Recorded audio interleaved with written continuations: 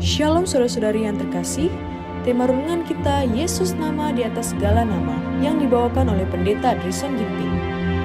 Selamat pagi, renungan kita hari ini Jumat 23 Agustus 2024 berjudul Utusan Ilahi. Ayatnya di dalam Yohanes 6 ayat 38. Sebab aku telah turun dari sorga bukan untuk melakukan kehendakku, tetapi untuk melakukan kehendak Dia yang telah mengutus aku. Dapatkah kita tidak beralasan dari sebab ke akibat? Tidak dapatkah kita melihat bahwa karena kemalasan kita dalam memperdagangkan harta milik Tuhan, karena keegoisan kita dalam menolak untuk mengembalikan kepadanya bagiannya, pekerjaannya menjadi tertunda? Ketika Kristus memasuki Yerusalem dengan penuh kemenangan, tepuk tangan orang banyak mencapai puncaknya. Pujian Hosana ada di bibir orang-orang, tetapi Juru Selamat tidak merasakan sukacita. Dia melihat kota itu, menangisinya dan berkata, "Wahai, betapa baiknya jika pada hari ini juga engkau mengerti apa yang perlu untuk damai sejahteramu. Tetapi sekarang hal itu tersembunyi bagi matamu." Dia melihat ribuan dan ribuan lagi segera akan menjadi bagian dalam kehancuran yang mengerikan dari kota yang akan binasa itu. Betapa dalamnya kesedihannya ketika dia memikirkan bangsa yang telah menempa belenggunya sendiri, memeteraikan kebinasaannya sendiri, mengumpulkan awan murka Yahweh di sekelilingnya. "Engkau telah menentang semua permohonanku," katanya. "Berulang kali aku telah menghindarkan baut keadilan. Dalam kasih aku telah menunggu penyesalan dan pertobatanmu. Aku telah menanggung bersamamu seperti seorang laki-laki yang sabar terhadap putranya sendiri yang melayaninya. Tetapi kamu tidak mau datang kepadaku untuk memperoleh hidup." Tetapi air mata penderitaan Kristus tidak ditumpahkan hanya untuk Yerusalem. Dia menangis ketika memikirkan pembalasan yang mengerikan yang akan menimpa dunia yang tidak bertobat. Dia masih bekerja dalam kesabaran dan kasih untuk keselamatan orang berdosa. Bukankah utusan yang ilahi itu mengetuk pintu setiap hati untuk masuk? Bukankah Roh sedang bergumul dengan orang-orang berdosa? Bukankah Kristus telah mengundang jiwa-jiwa yang sakit dosa untuk duduk di kakinya dan belajar darinya, mengenakan kuk kepatuhan dan ketaatannya? Bukankah dia melintasi panjang dan luasnya bumi, menyebar berkat-berkat di setiap jalannya? Tidak letih kesabarannya, tidak terkuras kasihnya. Dengarkanlah suaranya berbicara kepada yang lemah, yang lelah, yang tak berdaya.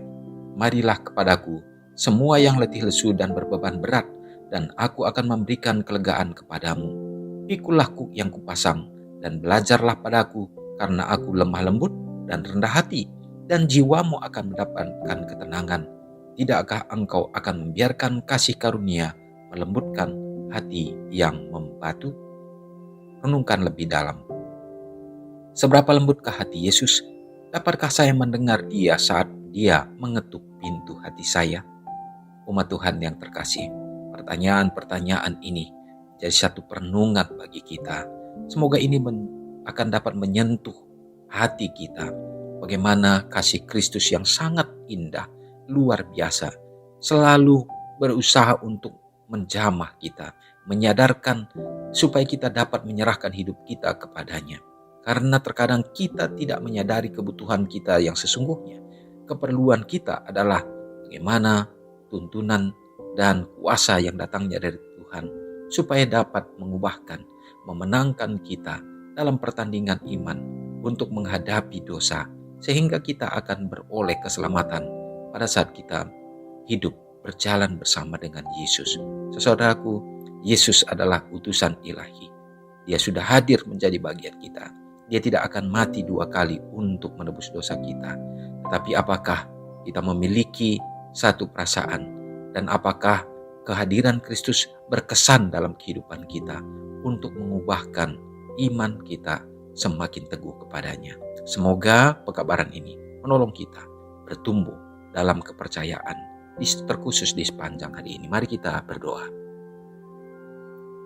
Ya Allah, ya Tuhan kami, terpujilah Engkau ya Bapa, oleh karena berkat Tuhan yang selalu menjadi bagian kami, hari yang baru, hari yang indah, Tuhan percayakan kembali bagi kami satu sukacita untuk kami dapat memuji memuliakan Engkau. Pekabaran akan firman lewat renungan ini, biarlah juga melalui kuasa Roh Kudus-Mu akan menggerakkan hati kami Bapa, membukakan hati kami untuk dapat menerima sepenuhnya dan mengagumi bagaimana kasih Kristus yang sudah mati bagi kami Bapa melalui pengorbanan-Mu di atas kayu salib.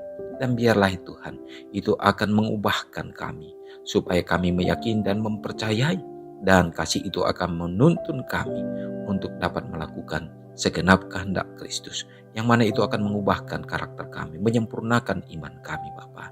Terima kasih. Biarlah kiranya pekabaran ini menolong kami, menjadi berkat bagi kami sepanjang hari ini.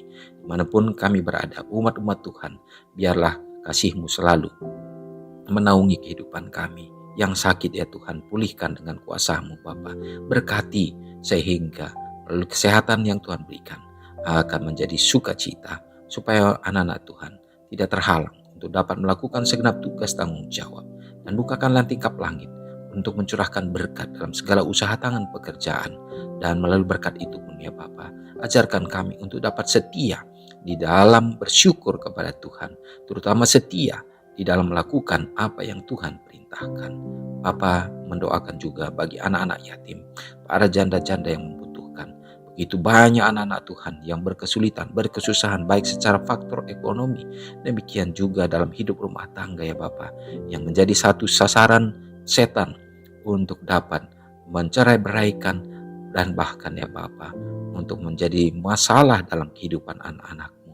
Tuhan, biarlah Tuhan turut campur. Kehadiran-Mu akan membawa damai, menjadikan sukacita tercipta dalam kehidupan keluarga anak-anak Tuhan.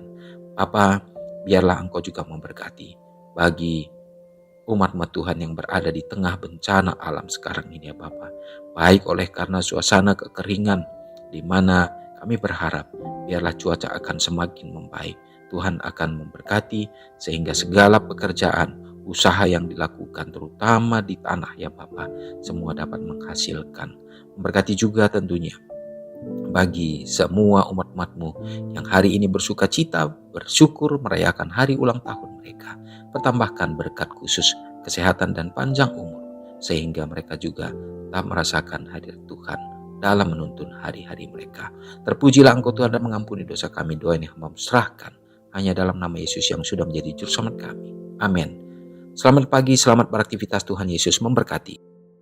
Ingatlah Matius 5 ayat 13-16. Biarlah kamu menjadi garam yang mengasinkan dan terang yang menyinari kehidupan orang lain. Jangan lupa subscribe, like, dan share ke seluruh dunia.